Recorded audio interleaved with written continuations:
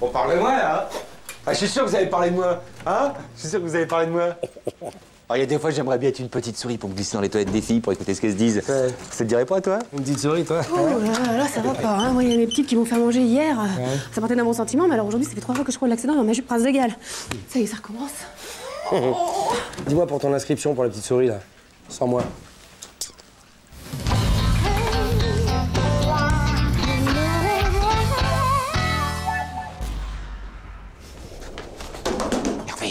Mais je crois que j'ai eu l'idée du siècle. Qu'est-ce qu'elles aiment, les femmes?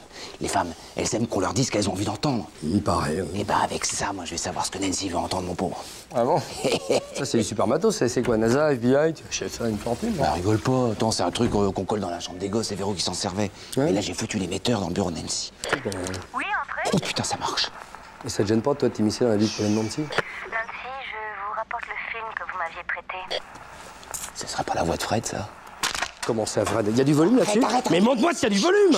Oui, mais bon, en même temps, si on regarde le synopsis... Vraiment. Elle est en train de parler du film que Nancy a prêté à Fred, La Belle de jour de Louise Buñuel. Ouais. Bah, si elle pouvait parler de cul, ça m'arrangerait parce que le cinéma... Ah, mais c'est un peu du cul, hein. C'est un film sur les fantasmes féminins. En fait, ils avaient... Oh, bah, tais-toi alors, je me cultive. Non, en fait, j'ai bien aimé, mais comme fantasme, bah moi, je serais plutôt étreinte sauvage, sur une peau de bête. Ah oui? Oui, le dos léché par les flammes d'un feu de cheminée, vous voyez? J'ai un poil à mazout, mais j'ai pas de peau de bête, mais j'ai trouvé un truc, j'ai remédié. Enfin, moi, ma vision du fantasme est plus classique. Hein. Ouais, il y a une couverture au milieu d'un champ de coquelicots, un panier garni avec du bon vin, de la musique douce, et là, je craque. Hein. Hey, tu m'attends pas à la cantine, hein. Moi, je pique-nique. Ouais. Pour Lyon, ça va coûter la peau des rouleaux, ça met une peau de gnou ou de zébu. C'est peut-être pas cher, le zébu, je me renseigne.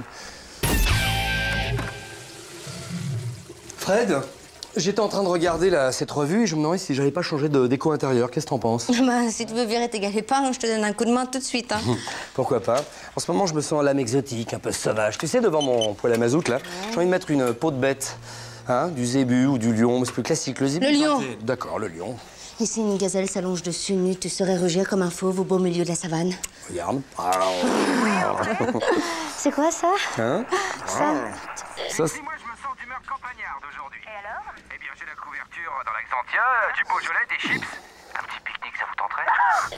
Je crois pas, vous nous espionnez maintenant. Non, pas du tout, Si.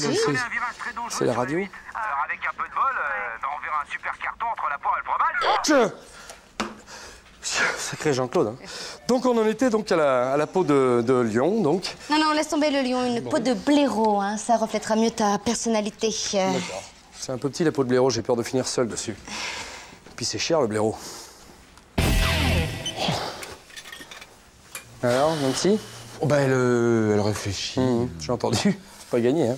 Et Fred? Elle réfléchit aussi. Ouais, elle réfléchit. Bon, ben, un petit pique-nique? Ça marche. Hein? Sur la 8? Oui, sur la 8, oui. T'es sûr que ça cartonne? Oh, bah, plus que nous deux, déjà. Calme-toi, quand même. Non, excuse-moi, Pique-nique. Ouais.